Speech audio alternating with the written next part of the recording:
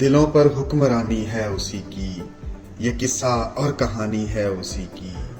یہاں قبضہ نہ کرنا بھول کر بھی، یہاں بس راجدانی ہے اسی کی۔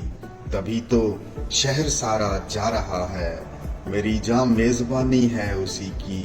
یہ پھولوں کے نئے پیغام آنا، یقیناً مہربانی ہے اسی کی۔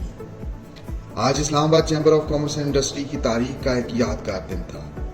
صدارت کے 2 سال مکمل کرنے کے بعد جس شاندار انداز سے جناب احسن ظفر بختاوری کو چیمبر سے رخصت کیا گیا، پنجابی پگ، پھولوں کے ہار، مالائیں، گارڈ آف آنر، گھوڑوں کا ڈانس، جوانوں اور دیوانوں کا ڈھول کی تھاپ پر بھنگڑا، نوٹوں اور پھولوں کی بارش، لوگوں کے ہنسنے اور رونے کے جذباتی مناظر سمیت جو نظارہ چشم فلک نے دیکھا، وہ بقول رحمان فارس کہانی ختم ہوئی، اور ایسے ختم ہوئی کہ لوگ رونے لگے تالیاں بجاتے ہوئے۔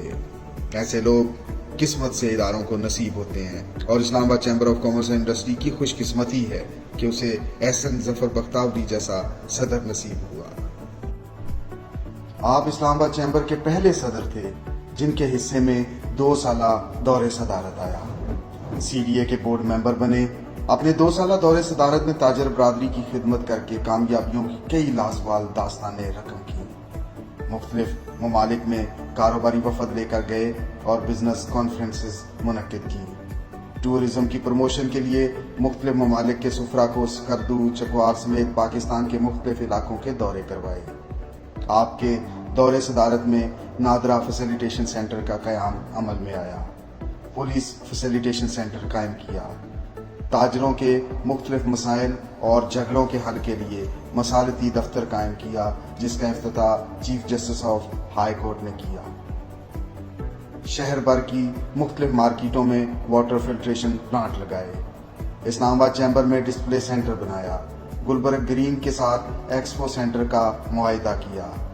بزنس رول ماڈل ایوارڈز کی تقاریب منعقد کی۔ اسلام آباد چیمبر کے 40 سال مکمل ہونے پر 40 سالہ شاندار تقریب کا اہتمام کیا اور چیمبر کے سابق صدور کو اعزازات سے نوازا۔ تاجر کو بزنس رول ماڈل کا درجہ دلوانے اور تاجر کا وقار بڑھانے کے لیے کئی بزنس رول ماڈل تقاریب کا اہتمام کیا۔ ICCI کے عالی شان آڈیٹوریم کو ملک کے ممتاز تاجر رہنما SM منیر کے نام سے منسوب کیا۔ کل پاکستان چیمبرز صدارتی کانفرنس منعقد کی۔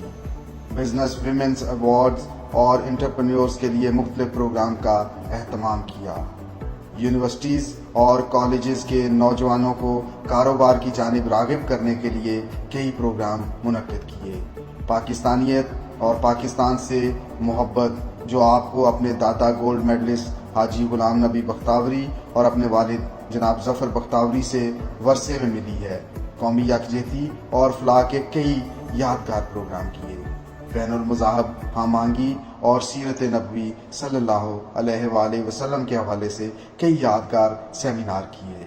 ممتاز عالم دین مولانا طارق جمیل سمیت کئی علماء کو چیمبر میں دعوت دی تاکہ وہ کاروبار کے اصولوں کو سیرت نبوی صلی اللہ علیہ وآلہ وسلم کی روشنی میں لوگوں کو بتائیں۔